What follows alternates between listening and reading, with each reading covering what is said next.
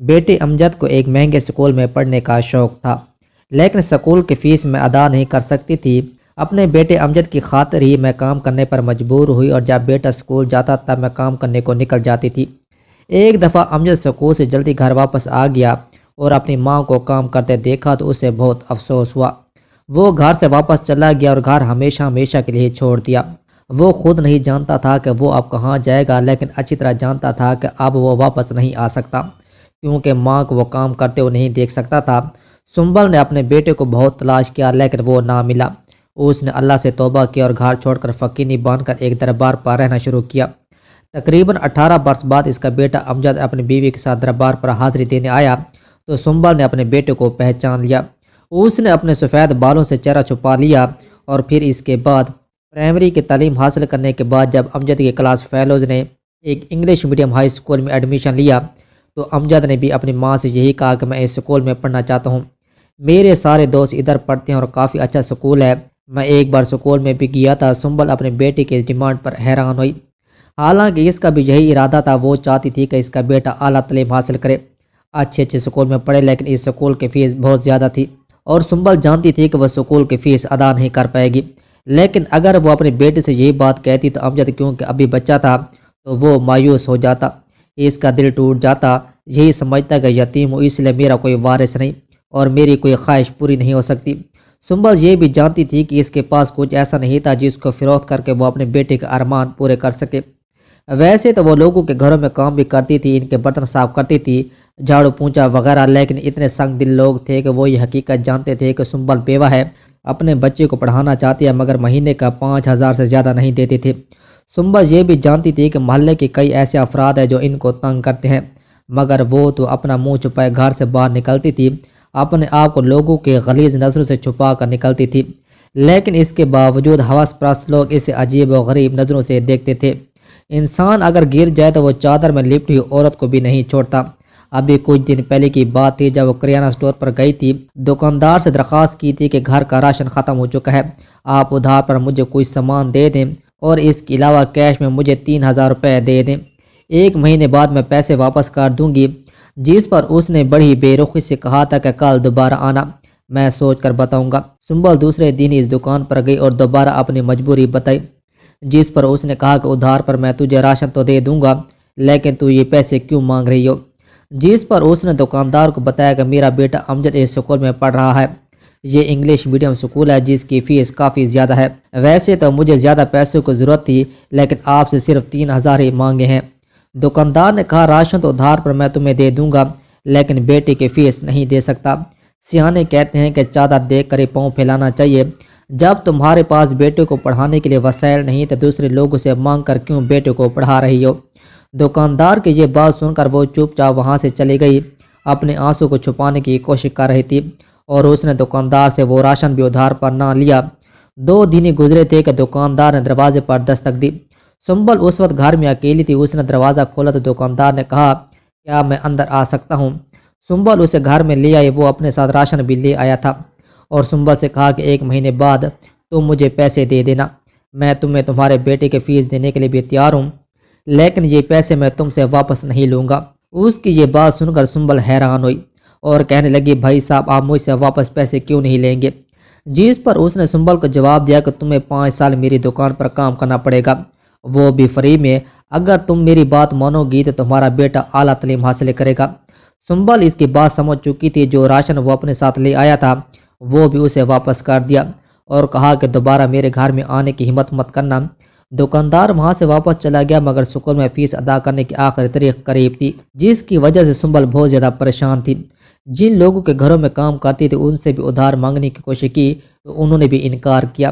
وہ اپنے بیٹے امجد کی طبیعت سے بھی اچھی طرح واقف تھی کہ یہ نفیس قسم کا بچہ ہے جو چھوٹی چھوٹی باتوں کو دل پر لے لیتا اور رونا شروع کر دیتا تھا، اور اس اسکول میں پڑھنا اس کا خواب تھا جو اس کی ماں ہر صورت پورا کرنا چاہتی تھی۔ وہ اپنے بیٹے کی خاطر لوگوں کے گھروں میں کام کرنے پر مجبور ہوئی۔ امجد جب بھی اسکول ہوتا تو وہ کام پر چلی جاتی، وہ یہ کام تو کر رہی تھی لیکن دل ہی دل میں خوف میں مبتلا ہو چکی تھی۔ اسے اس بات کا خوف تھا کہ میری اس حرکت کی وجہ سے میرا بیٹا مجھ سے جدا ہونا ہو جائے اور لوگ کہیں میرے بیٹے کو نہ بتا دیں کہ تمہاری امی لوگوں کے گھروں میں کام کرتی ہے۔ ایک دن امجد اسکول میں ہی تھا کہ اچانک اس کی طبیعت خراب ہوئی، وہ جلدی گھر واپس آ گیا۔ گھر میں داخل ہوا تو دیکھا کہ اس کی ماں گھر پر نہیں تھی۔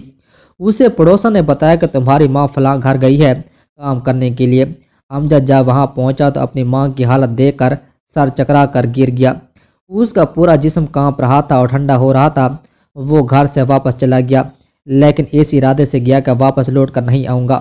امجد کہتا تھا کہ میں خود نہیں جانتا تھا کہ میں کہاں جاؤں گا اور میرا ٹھکانہ کیا ہے، لیکن ماں کی حالت دیکھ کر اب میں نے سوچ لیا تھا کہ گھر نہیں جاؤں گا، چاہے مجھے سڑکوں پر بھیک مانگنی پڑے، ہوٹلوں میں کام کرنا پڑے، کچھ بھی کرنا پڑے، لیکن گھر واپس نہیں جاؤں گا۔ وہ بیگ بھی گھر رکھ کر ہی گیا تھا۔ سنبل نے جب دروازہ کھولا تو اس نے دیکھا کہ اس کے بیٹے کا بیگ پڑا ہے۔ وہ پریشان ہوئی کہ بیٹا تو گھر میں پہنچ چکا ہے۔ وہ بیٹے کو گھر میں تلاش کرنے لگی، آوازیں دے کر اسے بلانے لگی، لیکن اس کا بیٹا آواز نہیں دے رہا تھا کیونکہ وہ تو گھر سے چلا گیا تھا۔ اس نے چھت پر جا کر بھی دیکھا، لیکن وہ وہاں بھی موجود نہیں تھا۔ وہ پریشان ہو گئی، بار بار یہ شک اس کے دل میں آ رہا تھا کہ کہیں بیٹے نے مجھے دیکھ تو نہیں لیا۔ پھر اس کا شک یقین میں تب بدلا جب اس نے دیکھا کہ کھڑکی سے پردہ ہٹا ہوا ہے اور اسے اس بات کا یقین تھا کہ امجد نے کھڑکی سے مجھے دیکھ لیا تھا۔ وہ اپنے کیے پر بہت پچھتائی۔ وہ بیٹے کی تصویر لیے پورے شہر میں پھرتی تھی اور لوگوں سے یہی کہتی تھی کہ کیا اس لڑکے کو کہیں دیکھا ہے، لیکن لوگ نہ میں سر ہلا دیتے۔ اسٹیشن بھی گئی تھی، لیکن اکیلی عورت کی کون سنتا ہے۔ ہر طرح سے وہ مایوس ہو چکی تھی۔ سنبل پچھتاوے کی آگ میں جلنے لگی۔ وہ اپنے آپ سے ہمیشہ یہی کہتی تھی کہ اگر تو اس راستے پر نہ چلتی تو تیرا بیٹا تجھ سے جدا نہ ہوتا۔ وہ رو رو کر اپنے گناہوں کی معافی مانگتی اور گناہوں سے توبہ کی۔ گھر میں اس کا دل نہیں لگتا تھا۔ پہلے تو اس کا بیٹا جس کے سہارے وہ جی رہی تھی، جس کو پڑھانے کے لیے ایسے راستے پر چل پڑی، لیکن اب تو اسے گھر کی دیواروں سے وحشت ہوتی تھی۔ وہ گھر سے چلے گئی اور ایک دربار میں رہنے لگی۔ وہاں لنگر کا کھا کر گزارا کرتی اور ہر وقت روتی رہتی۔ وہاں ایک ملنگ بابا بھی تھا جو سنبل سے پوچھتا تھا کہ کیا ہوا مجھے بتاؤ، لیکن اس نے ملنگ کو اپنی حقیقت نہ بتائی۔ بس اتنا بتایا کہ کوئی غلطی ہوئی، کوئی مجھ سے جدا ہو چکا ہے، کوئی ایسا جس سے میں محبت کرتی تھی۔ امجد گھر سے نکلا تو ایک مسافر بس میں سوار ہوا۔ اس نے اپنا شہر بھی چھوڑ دیا تھا کہ کہیں ماں سے سامنا نہ ہو جائے۔ ایک ہوٹل پر کام کرنے لگا۔ وہ ہوٹل کے تمام گندے برتن صاف کرتا اور ہوٹل کا مالک اسے دن میں 30 روپے دے دیتا، ساتھ 2 وقت کی روٹی بھی مل جاتی تھی۔ ایک دفعہ صوفی رحمان صاحب اس ہوٹل پر کھانا کھانے کے لیے آئے تو اس نے دیکھا کہ ہوٹل کا مالک امجد کو بری طرح مار رہا تھا۔ صوفی صاحب اپنا کھانا چھوڑ کر اس کے پاس آئے اور کہا بچے کو کیوں مار رہی ہو، جس پر اس نے بتایا کہ یہ ٹھیک سے کام نہیں کرتا، ہڈ حرام ہو گیا ہے۔ صوفی صاحب نے ہوٹل کے مالک سے پوچھا کہ بچے کو کتنی تنخواہ دیتی ہو، جس پر اس نے بتایا کہ روز کا 30 روپے دیتا ہوں اور 2 وقت کا کھانا بھی ملتا ہے، جس پر صوفی صاحب نے ہوٹل کے مالک پر غصہ کیا اور کہا کہ شرم سے ڈوب مرو، بچے کو 30 روپے دیتے ہو، سارا دن وہ ہوٹل کے سارے برتن دھوتا ہے اور پھر بھی بچے کو بری طرح مار رہی ہو، جس پر ہوٹل کے مالک نے کہا اگر اتنے بچے پر ترس آ رہا ہے تو اسے اپنے ساتھ لے جاؤ، جس پر صوفی رحمان امجد کو اپنے ساتھ لے گیا۔ صوفی صاحب کی 5 بیٹیاں تھیں، لیکن اس کا بیٹا نہیں تھا، لہٰذا امجد کو یتیم اور لاوارث سمجھتے ہوئے اس نے اپنا بیٹا بنا لیا۔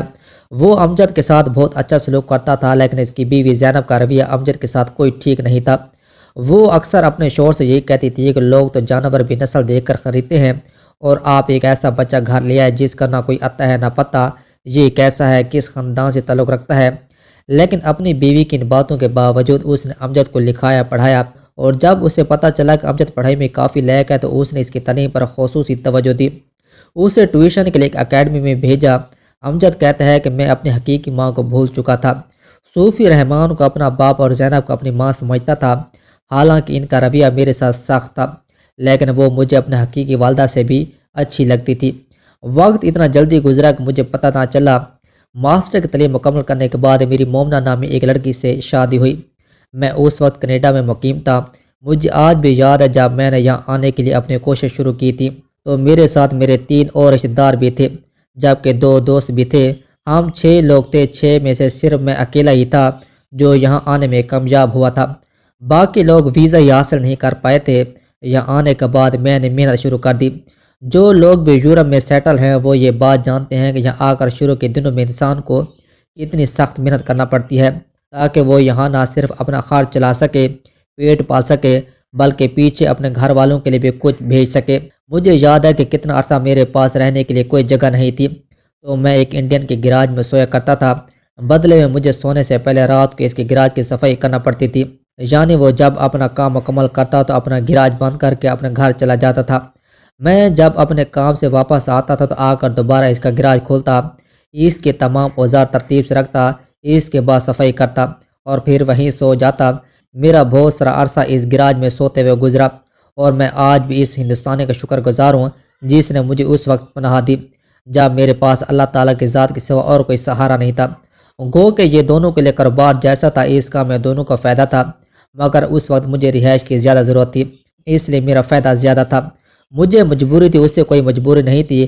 خیر بات کہیں اور نکل گئی۔ میں آپ کو بتانا چاہتا ہوں کہ جب میں یہاں سیٹل ہو گیا تو سب سے پہلے میں نے اپنے لیے ایک اچھی رہائش کا بندوبست کیا، ساتھ ساتھ میں بہتر ملازمت بھی ڈھونڈتا رہا۔ مجھے میرا اللہ کامیاب کرتا گیا، میرا وسیلہ بنتا گیا۔ آہستہ آہستہ میں نے اپنا کام بنا لیا۔ جب میں یہاں سیٹل ہو گیا تقریباً 6 سال بعد پہلی بار میں واپس پاکستان اپنے گھر گیا۔ وہاں میرے والدین نے اپنی مرضی سے میری شادی کی۔ شادی کے بعد میں نے اپنے بیگم کے ویزے کے لیے پیپر جمع کروائے اور پھر بغیر انتظار کیے واپس یہاں آ گیا۔ یہاں میرے پاس کچھ ایسے لوگ تھے، کچھ ایسے ذرائع تھے جن کے ذریعے میں نے اپنے بیگم کا ویزا آسانی سے اور جلد حاصل کر سکتا تھا۔ میں نے یہاں آ کر ان ذرائع کو استعمال کیا۔ جب میری بیگم کا ویزا لگ گیا تو میں نے اسے اپنے پاس بلا لیا۔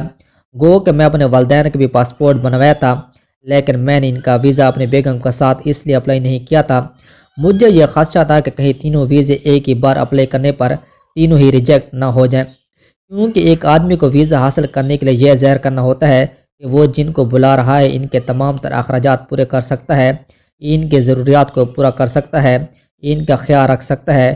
میں اخراجات کے معاملے میں تو شاید پورا اتر جاتا، لیکن جب بات والدین کی آ جاتی ہے پھر مجھے ان کی دیکھ بھال کے لیے بھی یہ ثبوت فراہم کرنے پڑتے کہ میرے پاس اتنا ٹائم ہوتا ہے، میرے پاس اتنا سرمایہ ہے، میں اپنے والدین کو رکھنے کے لیے ان کی پسند کی بہترین جگہ کا انتخاب کر سکتا ہوں، اور اس وقت میں اس پوزیشن میں نہیں تھا کہ اتنے لمبے چوڑے عمل کا حصہ بنوں۔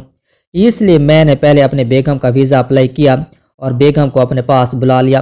میرے گھر والوں، میری بہن، والدین اور خاص کر والدہ کو میری یہ بات انتہائی بری لگی، لیکن اس کے باوجود ان کو بجائے مجھ پر غصہ آنے کے میری بیگم پر غصہ آیا۔ انہوں نے میری بیگم کو برا بھلا کہا اور اسے اپنا مجرم سمجھا۔ ان کا یہ ماننا تھا کہ میری بیگم نے مجھے آتے ہی اپنے ہاتھ میں کر لیا ہے، اور انہوں نے دبے لفظوں میں مجھ سے بھی اظہار کیا کہ میں اپنے بیگم کے نیچے لگ گیا ہوں، حتیٰ کہ ایسی کوئی بات نہیں تھی، بلکہ میرے دل میں ابھی تک اپنے بیگم کے لیے محبت والا اور نکاح والا رشتہ ہی قائم تھا، لیکن میں اس معاملے میں ہمیشہ ہی حساس رہا ہوں کہ مجھ پر جو بھی ذمہ داری ہوئی ہے میں نے اس کو صدق دل سے نبھانے کی کوشش کی ہے، پورا کرنے کی کوشش کی ہے۔ خیر میری بیگم کو یہاں آنے کے بعد اس کو یہاں ایڈجسٹ کرنے میں مجھے کچھ وقت لگ گیا۔ اسی دوران وہ ایک بار امید سے ہوئی، دوسری طرف میرے گھر والوں کے دل میں میرے بیگم کے لیے نفرت بڑھتی گئی، یہاں تک کہ وہ نفرت حسد میں بدلی اور میری والدہ نے میری بیگم پر جادو ٹونا کروانا شروع کر دیا۔ میں جادو ٹونے پر اعتماد نہیں کرتا تھا، لیکن پھر ایسا ہوا کہ مجھے اعتماد کرنا پڑا۔